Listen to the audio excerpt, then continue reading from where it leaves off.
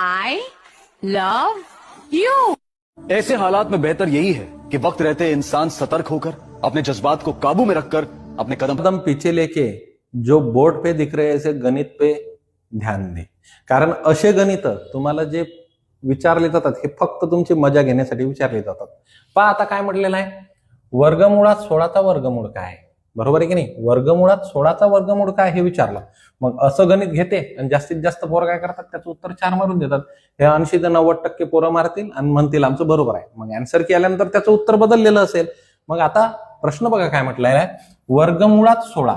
मग वर्गमुळात 16 म्हणजे 4, बरोबर आहे की नाही. मग त्यांनी काय म्हटलेलं आहे, 4चा वर्गमूळ काय, 4चा. मग इथं तुम्हाला वर्गमुळाचं चिन्ह द्यावं लागेल. मग आता 4चा वर्गमूळ काय आहे, 2. म्हणजे आपलं उत्तर काय येणार आहे, 2. समजलं की नाही, आलं लक्षात, जमत आहे. धन्यवाद.